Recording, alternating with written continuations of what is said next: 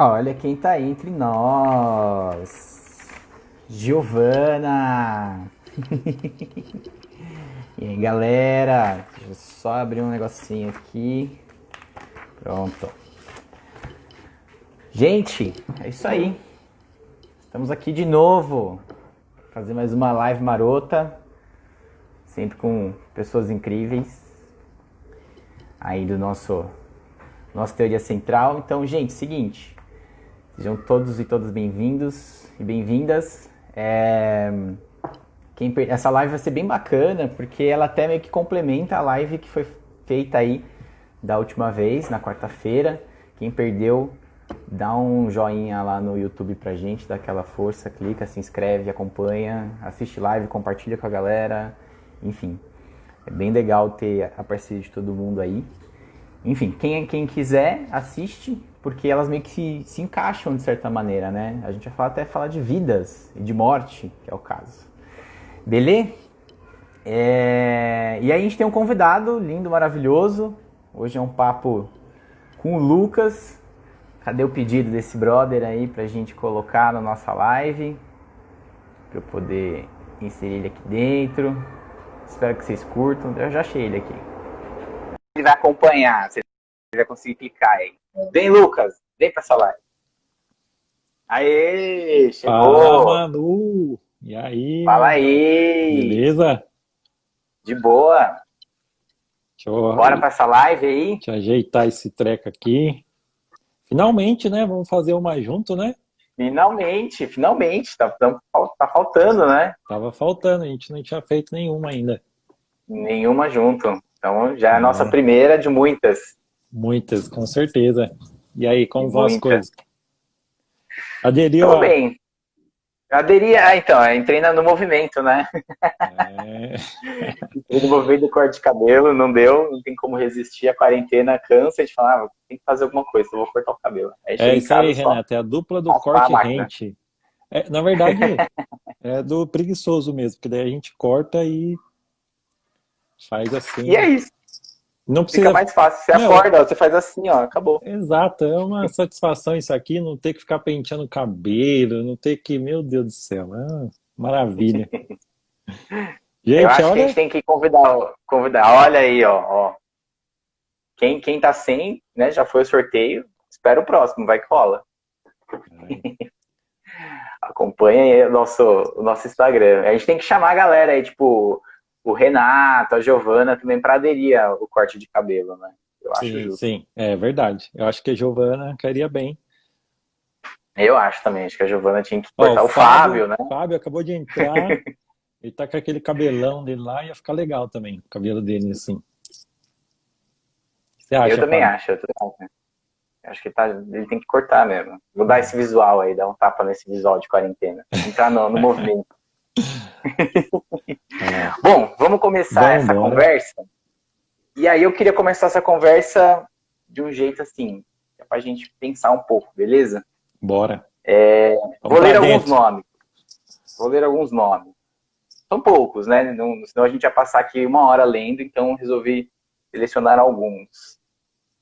Alan Souza, de 15 anos, o Douglas Rodrigues, de 17, o Carlos Magno, de 18, o Thiago Silva, de 19, o Carlos Ferreira, de 21, Everson, de 26 anos, o Lucas Custódio, de 16, Matheus Santos, de 5 anos, a Agatha, de 8 anos, a Agatha Félix, de 8 anos, o Miguel Otávio, de 5, o Evaldo, o Luciano Macedo, a Marielle Franco e o Anderson Gomes.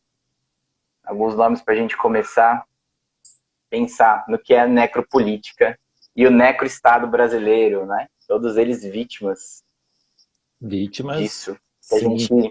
tem no Brasil.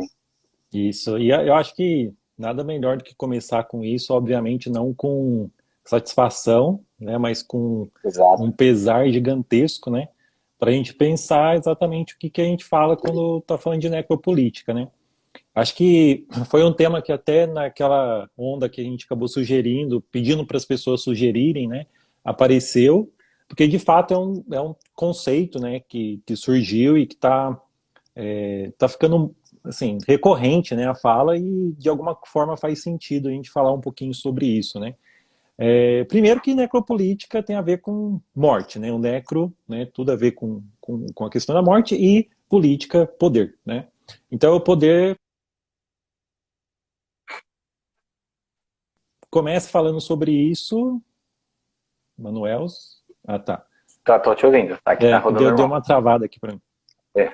Quem começa falando sobre isso foi o Akin Mbembe, né, que é um africano, Camaronês, né? camaronês, e ele cria a partir de um conceito de Foucault, de biopoder, né, e ele vai tratar um pouco sobre essa questão de que forma que... Primeiro ele começa fazendo uma crítica à questão do Estado, que surge principalmente com a Revolução Francesa, né, que vem com a ideia de que o Estado teria a preocupação de trazer o bem-estar social, trazer o bem-estar às pessoas, e estariam responsáveis, então, essas pessoas, pela manutenção da vida.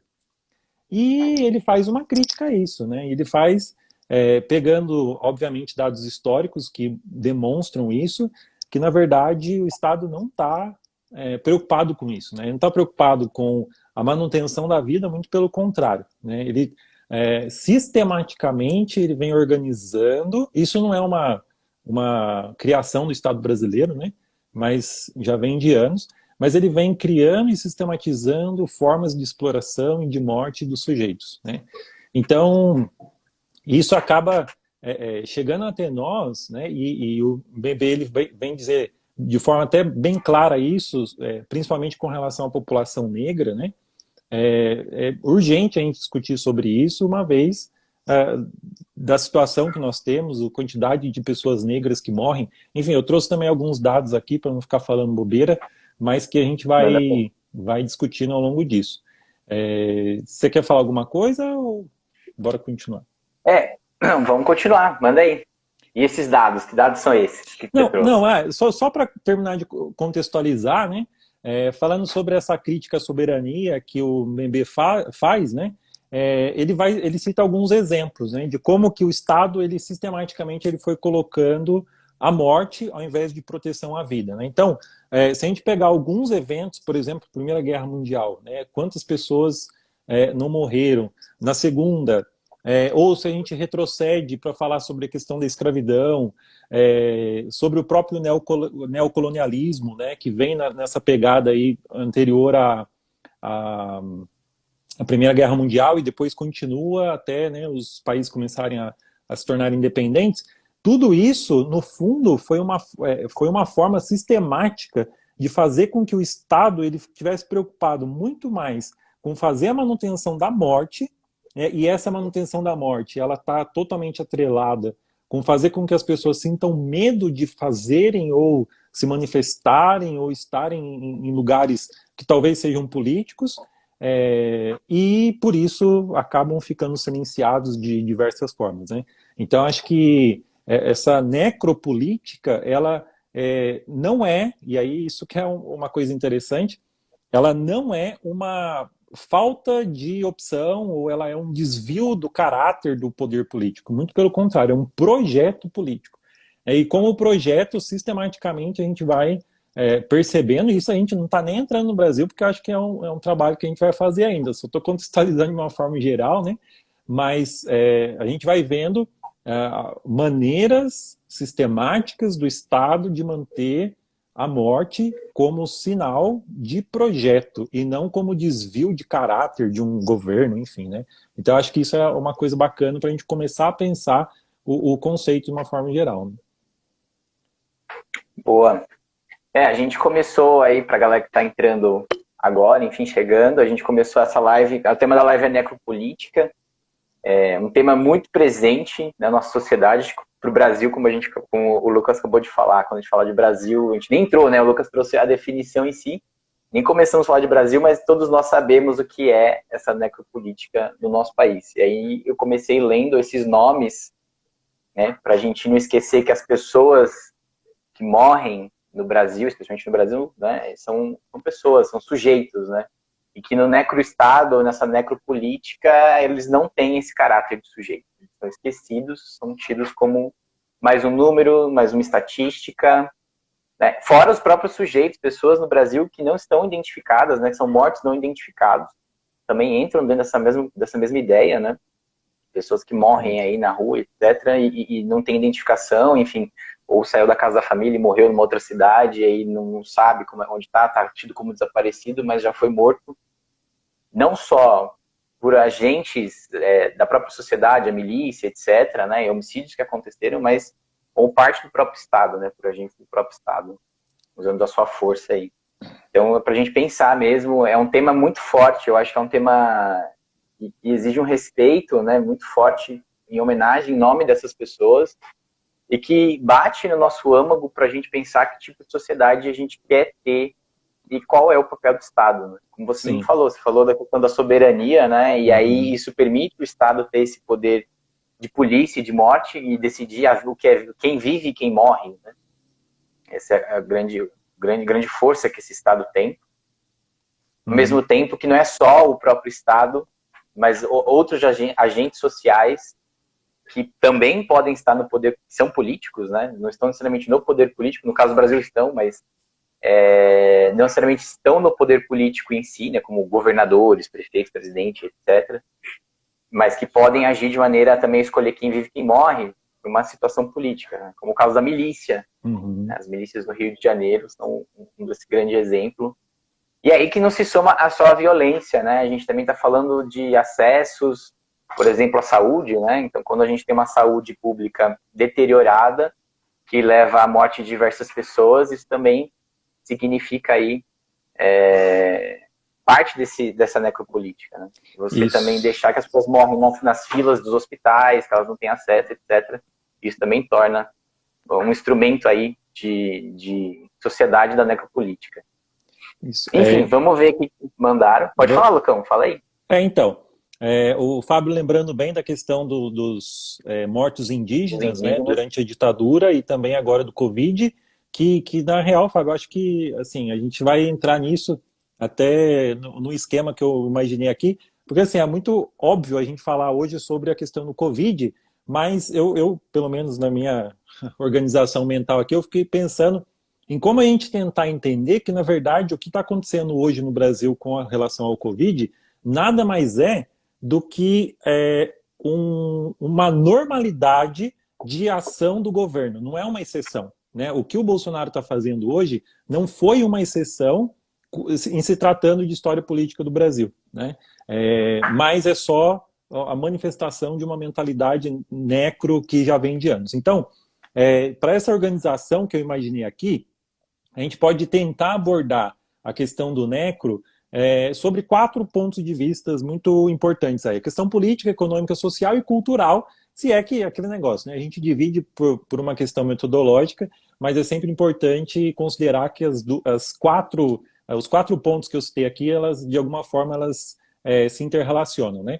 Mas, por exemplo, na questão política, toda vez que a gente tem a perseguição a opositores, né, e isso aconteceu na história política do nosso país em diversas maneiras, né, isso é uma forma de manifestação do necro também. Né? Então, por exemplo, em muitos países da Europa, principalmente depois com a Revolução Russa, partidos comunistas viveram e se manifestaram e estavam ali no jogo político, porque, querendo ou não, faz parte de uma parte da sociedade, o próprio nome já está dizendo.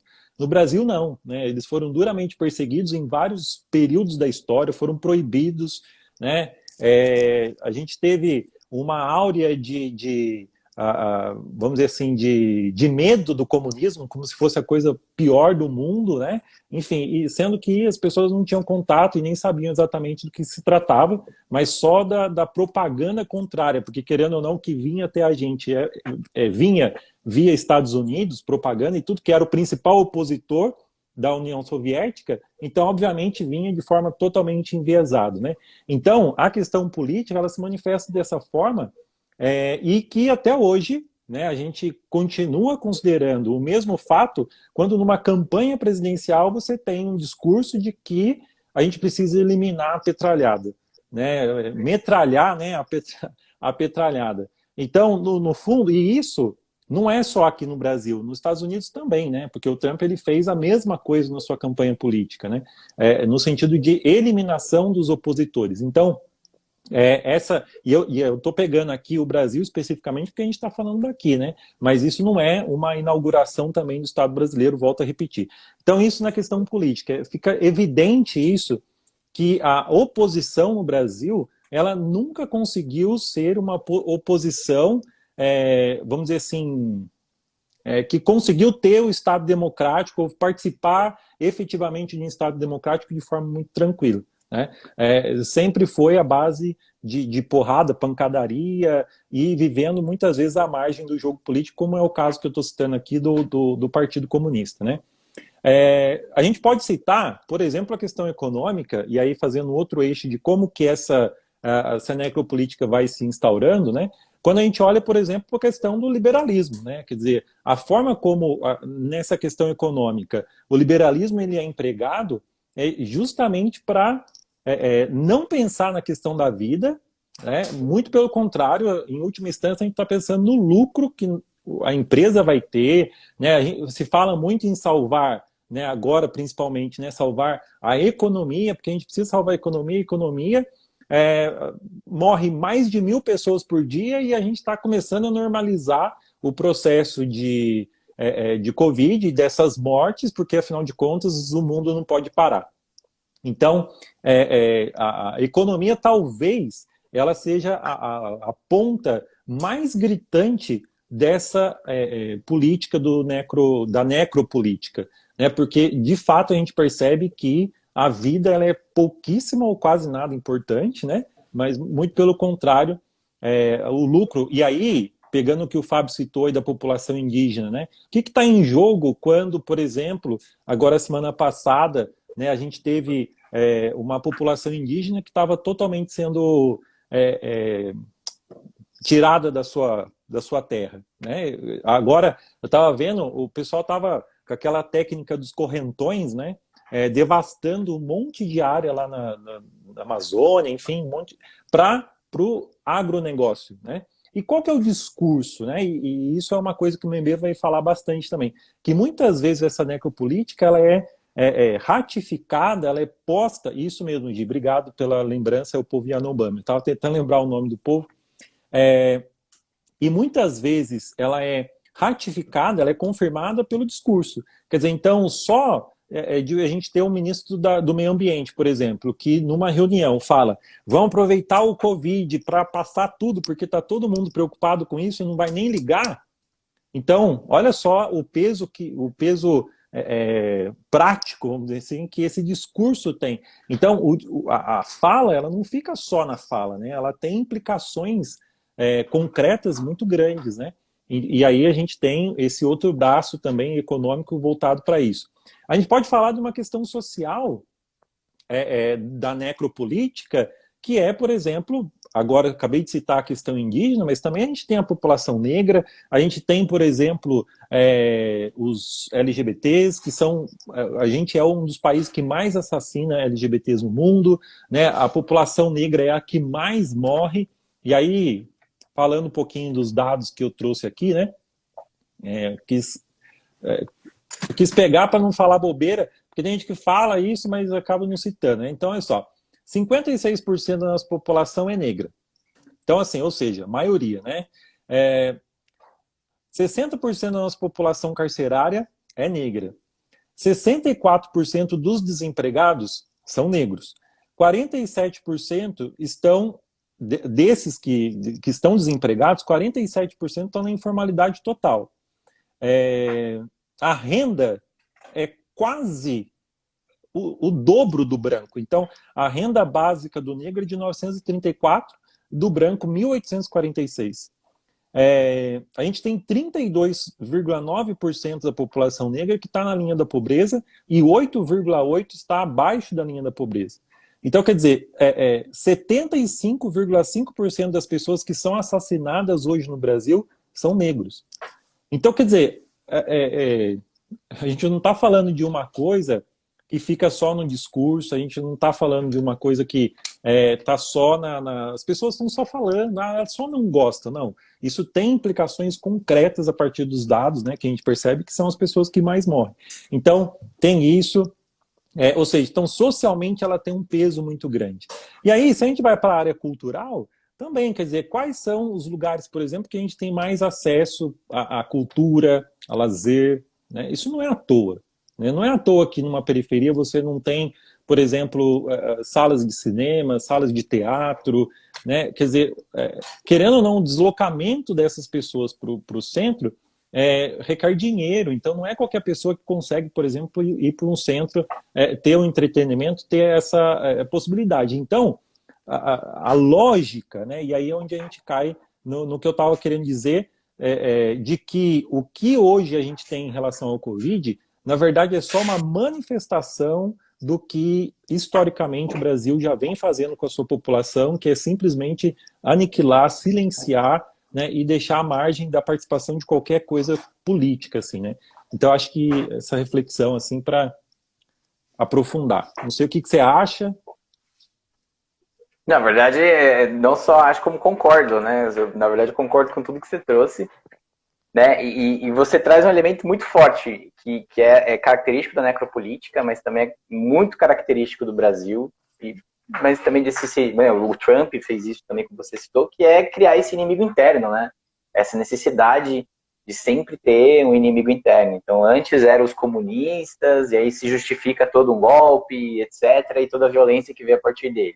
Seja do Vargas, seja da própria ditadura de 64, mas aí a gente continua num Brasil democrático, né, de 88, que também, a cada eleição, e talvez nessas últimas isso tenha ficado ainda mais evidente, mais acirrado, essa necessidade de criar esse inimigo interno, né? Então, o inimigo interno é o PT, o inimigo interno volta a aparecer a discussão do comunismo, mesmo a população não entendendo o que é, mas é o Estado brasileiro que constrói essa necessidade do inimigo interno para poder justificar as suas violências, né, suas maneiras, modos de usar essa violência e, consequentemente, também de matar, escolher quem vive e quem morre. E aí vem mesmo com tudo que você trouxe, a Gi, enfim, o Fábio, a população indígena já é histórico do Estado brasileiro deixar essa população indígena para a morte mesmo. Na verdade, é isso que eles querem, é isso que a elite brasileira quer,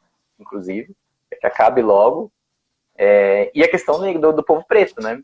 Então, sem dúvida, um país... E é interessante a gente olhar para esses dados, eu acho que a gente fala desses dados meio que fica no ar, mas é para a gente olhar mesmo e pensar que você trouxe uma coisa muito importante, a renda. Então, na verdade, o negro é a maioria da população, e aí, no caso, ele está como maioria no encarceramento, com a maioria das mortes, né, da maioria vítima de violência, principalmente jovens negros no Brasil, né, até de 18 a 29 anos, é o ponto-chave. Por isso que muitas mulheres, muitas mães pretas, elas falam, né, da questão de ter um filho, um homem, um filho homem, e ela se preocupa muito com a vida do seu filho, né, até quando ele vai viver. É muito diferente. Aí a Gi também já discutiu bastante, já trouxe muita informação pra gente sobre isso, sobre os feminismos, né? Uhum. E aí vem essa diferença do feminismo negro pro feminismo branco.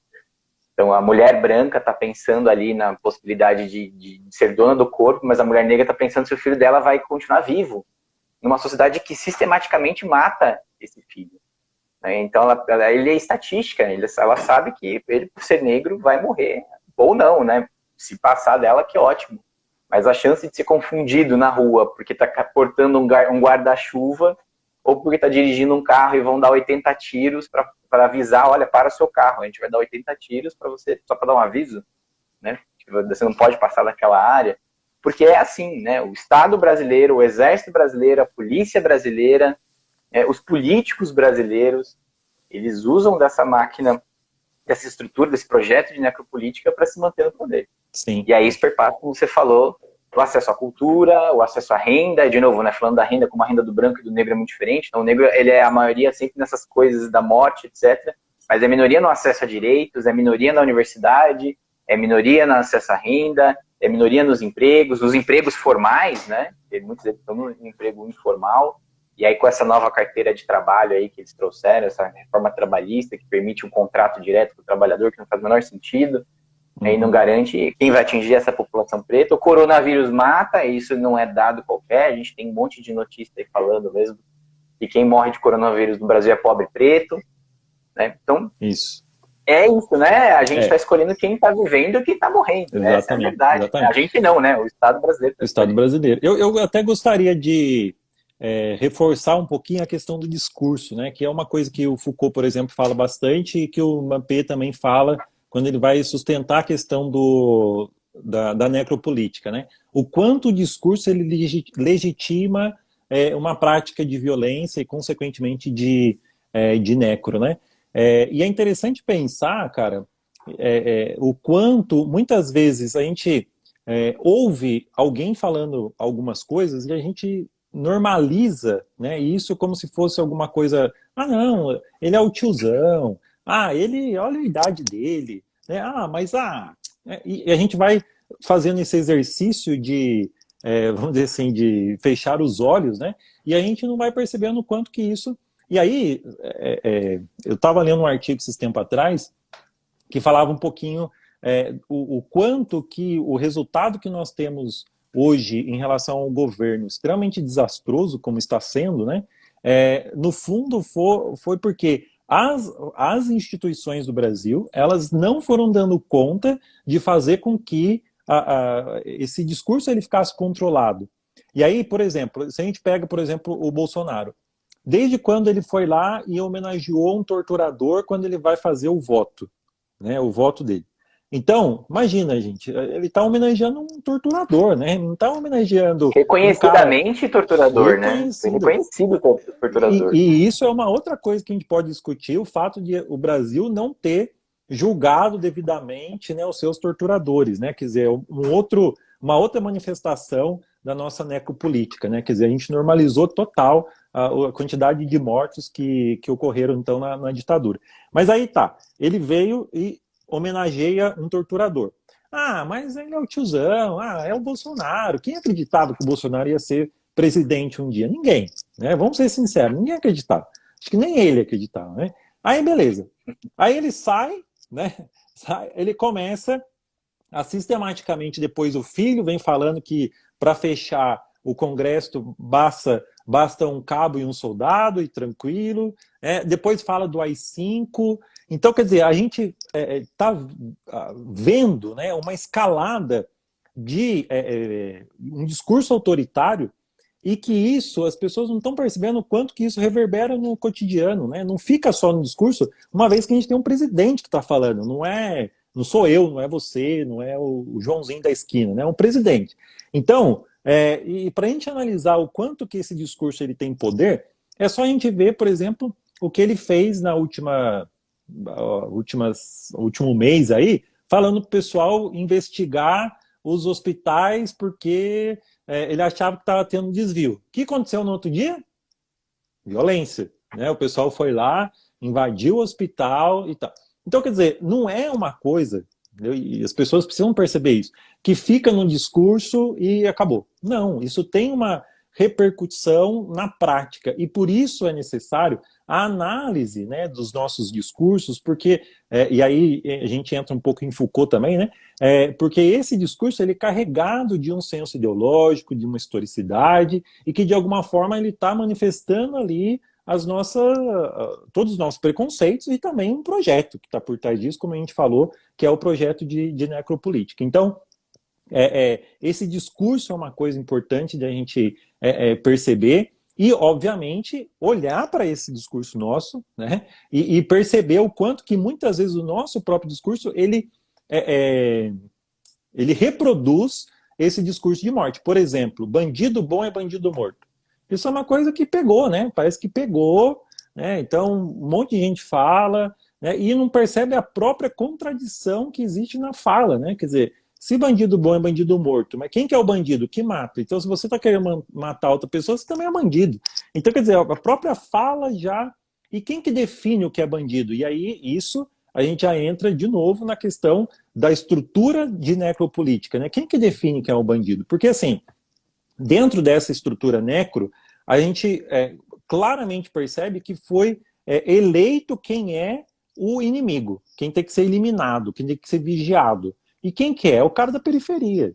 É lá que passa o camburão, é lá que passa helicóptero atirando, né? A A rota. rota, que faz um monte de repressão. Então, quer dizer, onde as pessoas estão, né? Quer dizer, que são perseguidas. Agora, será que é só lá que tem bandidagem, que tem coisas ruins que acontecem? Né? Será que e no Congresso Nacional não tem? Quer dizer, por que essa mudança? Será que nos Jardins não tem? Será que no Higienópolis não tem? E aí, o que a gente tem? Né? A gente tem uma segregação necro até dentro da estrutura da cidade.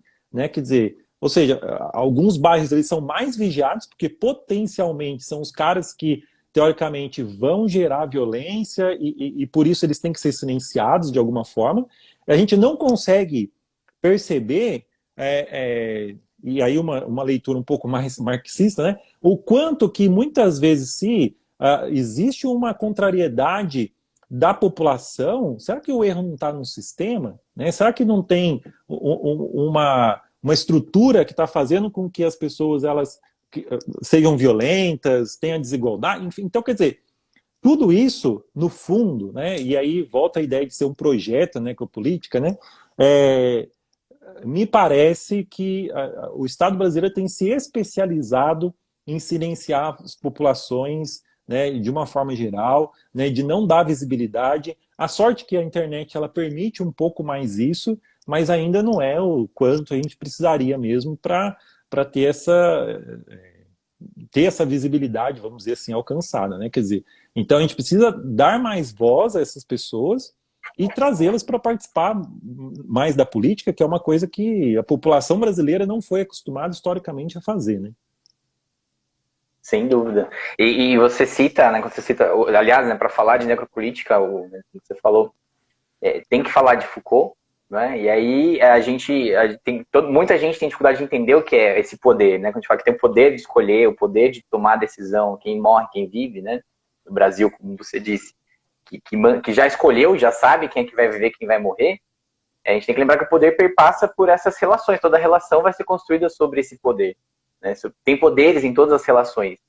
E isso inclui não só o Estado, né? De novo, né? Não é só o Estado que mata, não é só o político, não é só a polícia, mas o segurança do shopping que espanca uma criança porque estava lá dentro, é preta, entrou no mercado e aí ela era suspeita, ou porque mesmo que tenha roubado alguma coisa desse mercado, mas vamos justificar a morte dessa criança, ou de não só criança, de adultos, etc., que de certa maneira passam por essas pessoas que têm aí o domínio da força e pode usar dessa força, né, e mata dentro de um mercado, dentro de um shopping. Então as milícias, né, que são paralelas ao Estado, apesar de hoje muito atreladas ao Estado brasileiro, mas que também são uma forma de justificativa desse poder, de uso desse poder, que é dado para essa milícia. Então o Estado brasileiro, de fato, ele escolheu, né, a gente, como você falou, ele se especializou e já sabe quem vai viver, quem vai morrer do nosso país. Né? E quem vai viver, quem vai morrer, e quem vai morrer, no caso, é periférico e preto. Exatamente. Esse vai morrer.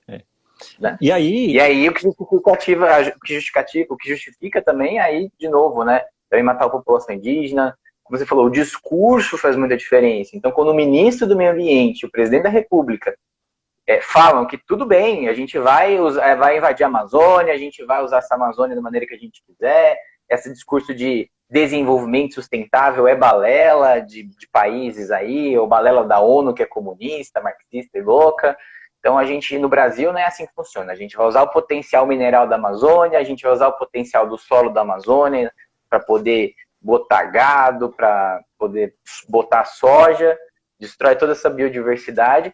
Aí a pessoa, não, ele é só um louco, né? Você falou, é só um louco falando? Não, não é só um louco, é o presidente da República falando, e esse discurso reverbera nesses poderes, essa microfísica, né? Esses micropoderes que estão aí, esses fazendeiros que invadem e matam indígenas, já matavam antes do Bolsonaro. Nenhum governo brasileiro, nem PT, nem PSDB, nem ditadura, nem ninguém conseguiu ainda desconstruir essa lógica de matar sistematicamente aquelas pessoas que o Estado brasileiro escolheu historicamente para poder ser morto, né? Nenhum governo, diga-se de passagem. E aí, se você traz uma coisa interessante, que não é só o governo que é necropolítico, né? Você estava falando, eu acho que é isso, né? Acho que a população acaba incorporando muitas práticas necro, né? Então, a Isabel colocou aí, Isabel é minha mãe, tá? A importância da palavra, e é isso mesmo, quer dizer, as pessoas, elas precisam pensar que a palavra, dependendo do lugar onde ela está a tipo, a reverência, não é reverência, referência, isso. A referência que ela tem, isso tem uma repercussão muito prática, como eu estava destacando e quero reforçar isso, né? Quer dizer, a gente percebe, por exemplo, um pastor, né, ou um padre, ou qualquer uma pessoa que chega e fala, por exemplo, que um exemplo básico, que homossexualismo é errado, né, que não deve ser aceito por Deus. No outro dia, o que acontece? Violência contra o homossexual. Né? É fato, entendeu? Por quê? Porque se na cabeça a gente precisa imaginar que as pessoas que estão recebendo a informação, elas não têm elas têm uma questão filtro, histórica, né? Elas não cultural, filtram isso, elas né? não têm o mesmo filtro.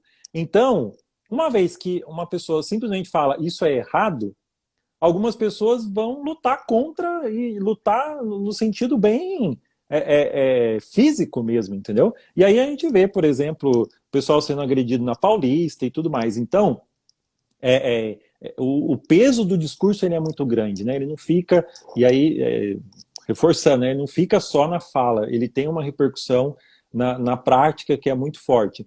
E aí, pegando essa ideia de como que não é só o governo que é necro, mas a gente começa a perceber o surgimento de instituições que também incorporam esse elemento necro e que acabam agindo por ela, como, por exemplo, o caso das milícias hoje no Brasil, né?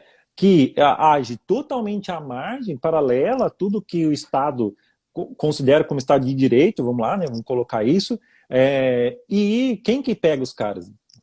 Ninguém. O narcotráfico, né? Então, quer dizer, tudo são instituições que também vão causar o medo, o silenciamento da população, né?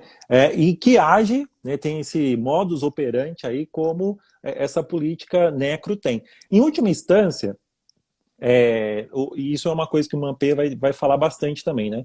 Que para a gente entender o desenvolvimento desses povos que foram colonizados, especialmente Brasil e África, e também América Latina, né?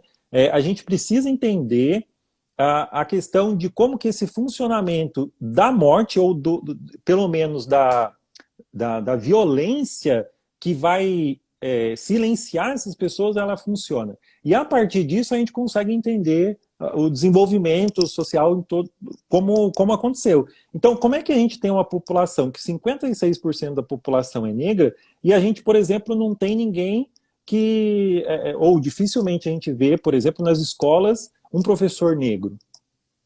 Né? Ou mesmo se você pegar alunos, né? Quer dizer, quantos alunos negros nós temos? E isso nas escolas particulares, estou querendo dizer, claro, né? Quer dizer, não é estranho que 56% da população, ou seja, a maioria da população é negra, e aí quando a gente vai para os espaços privados, né, que se tornaram mercadoria, a gente não percebe a presença deles, né? Quando a gente olha, por exemplo, para médico, quantos médicos negros, vocês que estão assistindo a gente aí, já se consultaram? Né? Quantos advogados negros nós temos? Então, quer dizer, a gente cai numa estrutura, e aí o que eu acho que é pior, né? A forma como a nossa sociedade ela vai causando uma mentalidade na população que ser isso ou agir a partir disso é uma coisa ruim. E aí, esses tempos atrás, agora, semana passada, aconteceu umas coisas na minha família, eu tive que ir para lá, e aí eu estava vendo um álbum da minha família. E aí eu fui ver a foto do meu bisavô, e aí eu fiquei, assim, falei, meu bisavô era negro, negro, assim, total, entendeu? E aí eu falei assim, olha que maravilha, quer dizer, e aí as pessoas vão olhar para mim e falar assim, ele não é negro. Entendeu? Quer dizer, por quê? Porque eu tenho uma pele branca, mas assim, eu sou negro sim. Entendeu? E aí a gente vai desvinculando, e esse é o problema, né? A gente desvincula muitas vezes a luta negra, a luta que se faz hoje pela questão racial, e o branco fala assim, ah não, é uma luta deles, e a gente acaba não se envolvendo, e a gente esquece que historicamente, né, a gente tem lastros, né, um lastro cultural negro e sanguíneo também muito grande.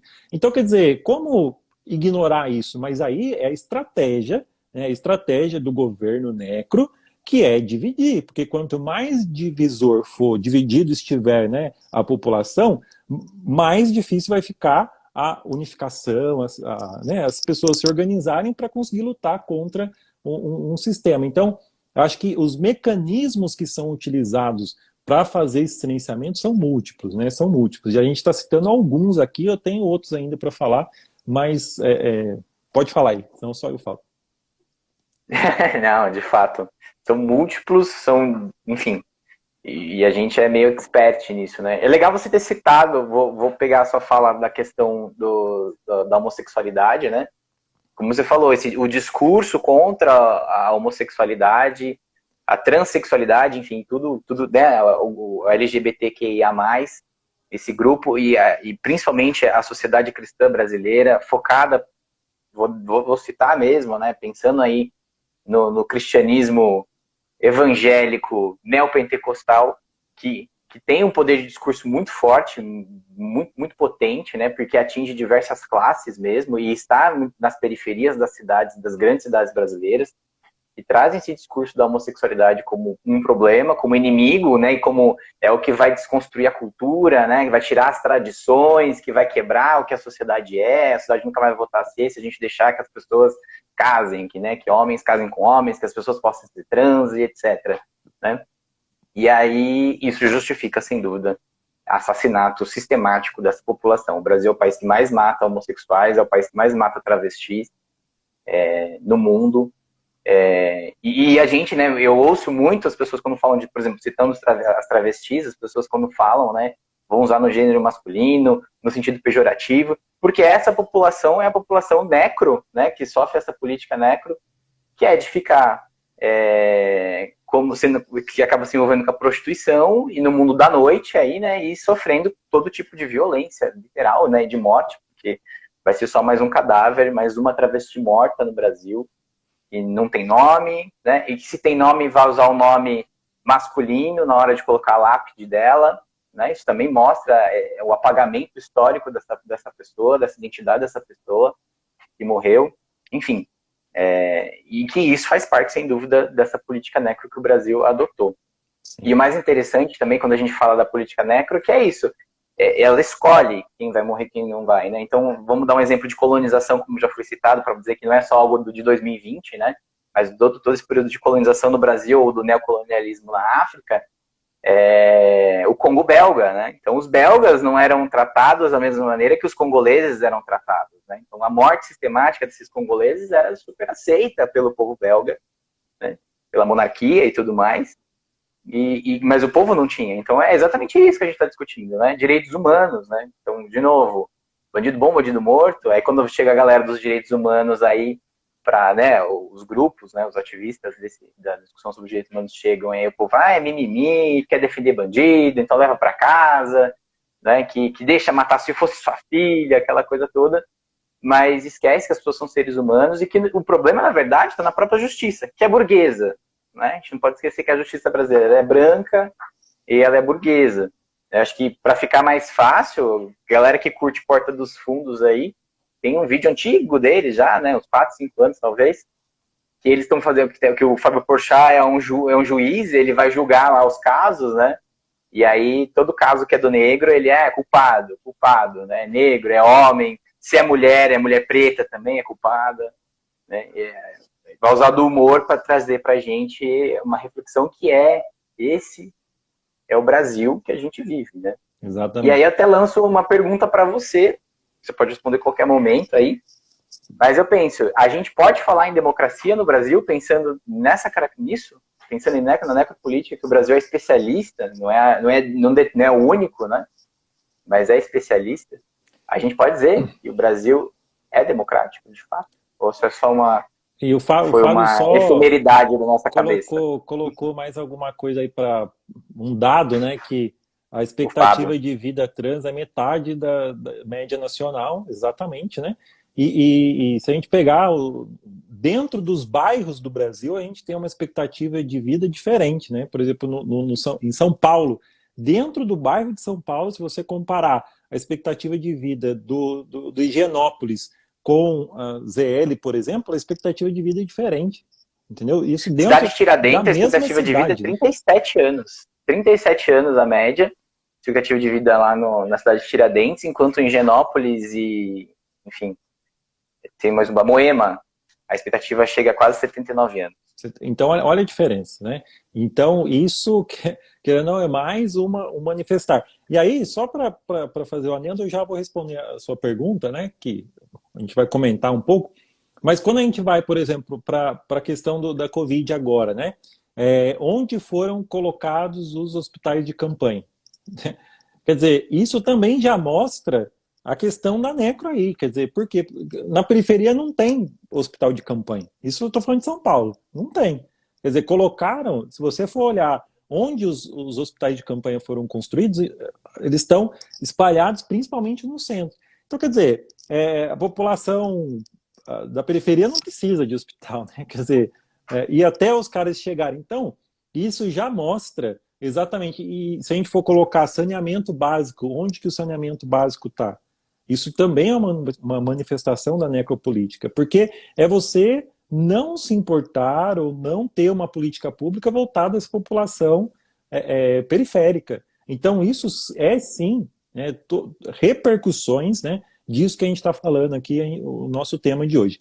E, entrando nessa questão que você coloca, eu acho que a gente tende a ser muito, vamos dizer assim, dualista quando a gente fala de democracia.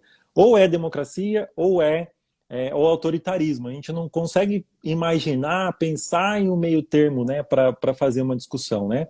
E eu acho que quando a gente fala de democracia, a gente precisa buscar entender um pouco que tipo de democracia que a gente está falando. Então, assim, buscar adjetivar mesmo a questão democrática. Então, assim, a forma como nós temos hoje democracia, ela não é mais adequada. Mas isso não significa que sejamos contra a democracia, né? Quer dizer, a democracia, ela é importante, ela tem que existir, mas que tipo de democracia que a gente tem que buscar ou tem que fazer? E aí, a nossa tendência, muitas vezes, é bipolarizar o negócio para assim, se você está sendo contra isso, você está sendo contra o processo democrático. É que nem o Bolsonaro, que na reunião dele falou que era favorável à democracia, mas ele não respeita o Supremo, não respeita o Congresso. Que democracia é essa? Né? Quer dizer, que tipo de democracia que ele está defendendo? Então, acho que uma Ou coisa... para quem, né? Para quem ele quer E para democracia. quem, exatamente. Então, acho que a primeira coisa que a gente precisa entender é que tipo de democracia que a gente está falando. Né? Então, nesses termos, né, quando a gente vai pensar na questão democrática, a gente precisa pensar em uma representatividade adequada, né, coisa que nós não temos. Então, por exemplo, vou pegar duas questões só. Quantas mulheres nós temos no Congresso Nacional? Né? Quer dizer, não é nem a metade dos homens. Quantos negros nós temos? Então, quer dizer, quantos indígenas nós temos? Eu falei que ia pegar duas, mas vou pegar do indígena também. Então, quer dizer, se a gente não tem essa população representada adequadamente, de acordo com o índice, né, no nosso Congresso Nacional, é evidente, né, que as reivindicações, as necessidades deles, elas não estão sendo atendidas. Não adianta a gente achar que, não, né, a gente vive num sistema democrático, é só ir lá e votar. Não, gente, não é só ir lá votar. Existe todo um processo de convencimento, de propaganda, de manutenção de pessoas no poder, que o ir votar é só uma consequência de um longo processo que a gente está desconsiderando quando a gente fala só no votar. Então, essa ideia, ou esse processo de representatividade, ela precisa mudar para a gente falar de uma democracia mais saudável. Junto com isso, obviamente, eu acho que a educação ela entra com um papel fundamental, que é fazer com que efetivamente a gente tenha uma educação que consiga inserir as pessoas para ter uma participação política. Porque, em geral, o que a nossa escola hoje faz é tolir de todas as maneiras as crianças. Quer dizer, você proíbe a criança, Uhum. inclusive, de manifestar se ela gosta ou não de determinada coisa, se ela quer ou não. Quer dizer, é isso que a Cristiana acabou de colocar, entender que a escolha é um direito, não é só uma coisinha que você pode ou não fazer. Então, a gente precisa de um direcionamento educacional que consiga, de fato, fazer com que as pessoas elas tenham participação. Mas aí o que a gente vê, né, efetivamente? A gente vê a escola sem partido crescendo. Entendeu? O que é a escola sem partido? É um político falando para a criança que a criança não pode aprender sobre política. Então, olha a contradição. Um político falando para a criança que não pode aprender sobre o que ele faz. Quer dizer, será que não tem nenhuma intenção por trás disso? Quer dizer, obviamente que sim. Então, a gente vê ao contrário, né? A gente vê o processo de afastamento da participação política e não de inserção. Então, eu acho que quando a gente fala de democracia, a gente precisa pensar nessas questões e, obviamente, lógico, pensar na questão da distribuição de renda, que eu acho que é fundamental a gente pensar nisso, porque um país com uma desigualdade social como o nosso, é impossível você ter uma representatividade de todo mundo, porque aquilo é briga, política é briga de força. Né? Quer dizer, e aí, se o cara tem dinheiro, ele vai conseguir ter uma manifestação maior, com propaganda, com maior representatividade de número de candidatos e tudo mais. Então, lógico, a democracia é a saída, sim, mas a gente precisa pensar que tipo de democracia. A que nós temos hoje, infelizmente, ela não dá conta de acabar com esse discurso e prática necropolítica que a gente vê, de fato, na realidade. Não sei o que você acha. Concordo, no sentido de que a representatividade é o grande ponto da democracia brasileira. Né? A gente realmente não tem a representatividade. A gente vai estar aí à beira das eleições municipais, se é que vai acontecer esse ano, mas parece que foi adiada para novembro.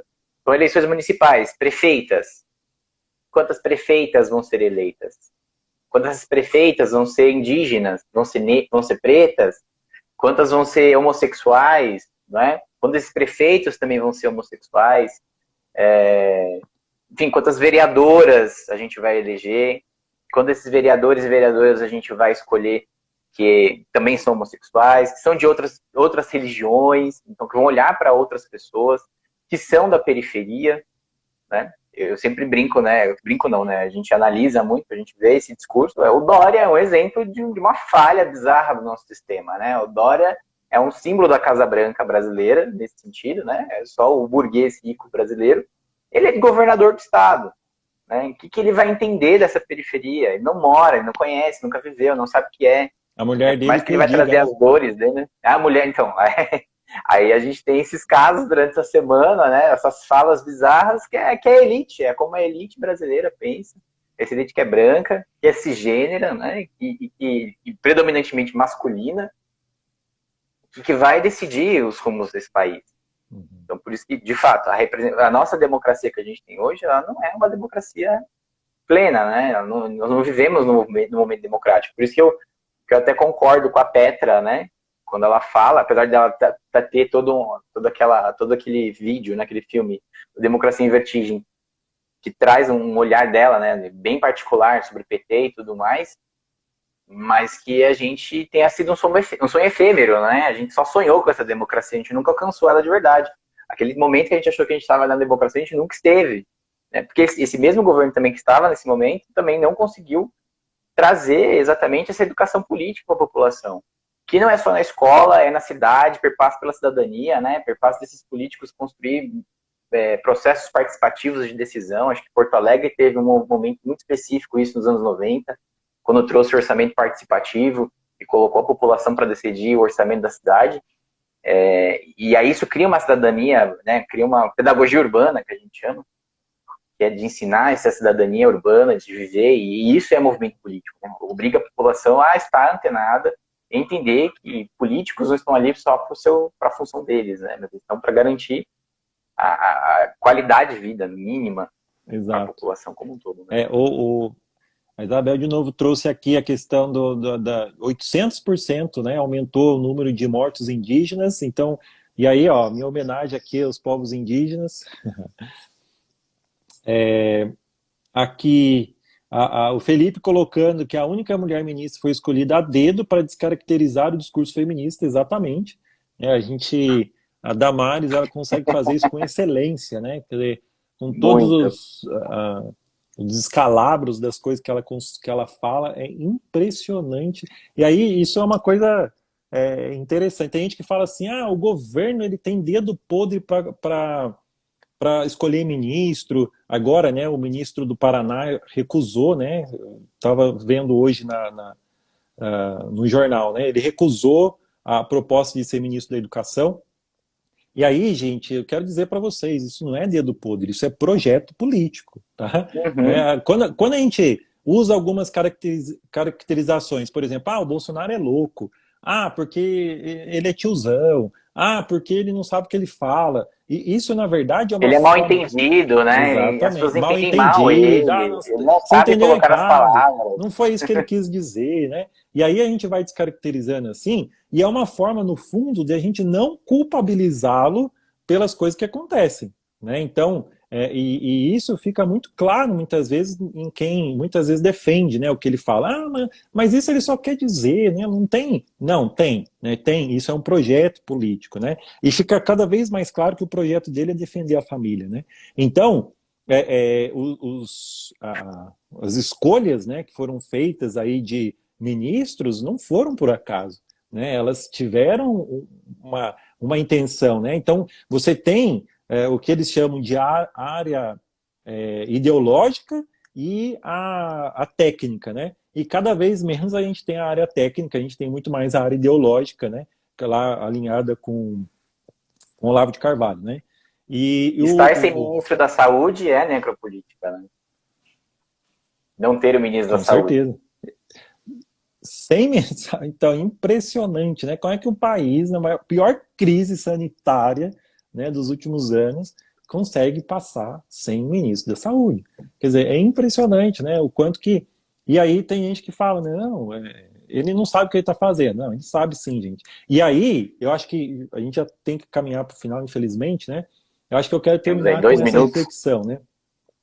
Quer dizer, o quanto que a gente está num lugar atualmente, né, aí lidando com a questão da Covid, onde no fundo não é que a gente tem um governo atrapalhado, pessoal, a gente não tem um governo atrapalhado, a gente tem um governo que sabe exatamente o que ele quer, né, que é dizimar mesmo a população pobre. É só você olhar a estatística, quem mais está morrendo.